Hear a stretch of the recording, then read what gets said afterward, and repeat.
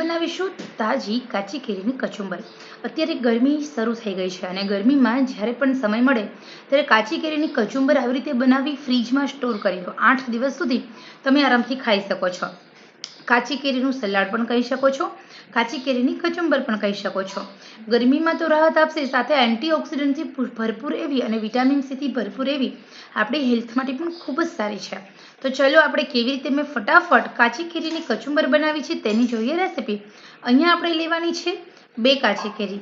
આ 2 કાચી કેરીની કચુંબર 500 ગ્રામની બરણીમાં આરામથી તમે ભરી શકો છો। તો માર્કેટમાં અત્યારે કાચી કેરી બહુ સરસ મળે છે, મેં લઈ આવી। કાચી કેરીને ધોઈ છાલ ઉતારી અને આવી રીતે છીણી લીધી છે।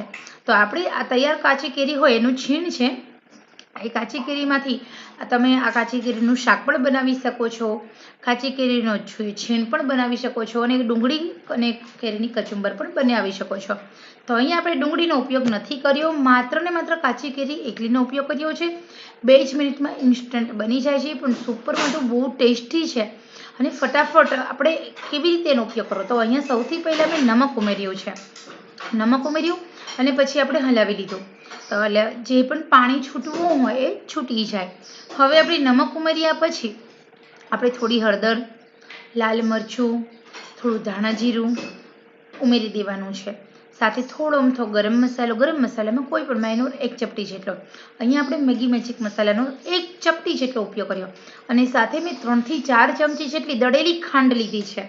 દળેલી ખાંડ આપણે ઓગળવાની ઝંઝટ વગર માત્ર ને માત્ર 10 બનાવી અને તરત ને તરત તમે ખાઈ શકો છો। જો તમે ગોળ લેશો અને અથવા તો તમે આખી ખાંડ લેશો તો તમારે એક તકલીફ રહેશે કે 2 થી 3 કલાક સુધી તમારે રહેવા દેવું પડશે અને પછી તમે એનો ખાવામાં ઉપયોગ કરી શકો છો। પરંતુ અહીંયા એવી કોઈ જ માથાકૂટ વગર આપણે દળેલી ખાંડ લઈએ, દળેલી ખાંડને એકદમ સરસ રીતે હલાવી લઈએ અને માત્ર 2 મિનિટ રહેવા દો એટલે તમારું સરસ મજાનું કાચી કેરીનું કચુંબર બનાવવા એકદમ રેડી થઈ જાય છે। અહીંયા હું તમને આઉટપુટ બતાવું તો તમે કહેશો વાહ, એકદમ ફટાફટ બની જાય છે, આટલી સ્પીડી કાચી કેરીની કચુંબર તમે ક્યાંય નહીં જોઈ હોય। તો ખરેખર અહીંયા આપણી કાચી કેરીની કચુંબર એકદમ સરસ બનીને રેડી થઈ ગઈ છે। આટલું જ હલાવવાની ઝંઝટ રહેશે, વધારે ઝંઝટ નહીં રહે। આ જ રીતે માત્ર 1 ચમચીની મદદથી તમે આરામથી કરી શકો છો।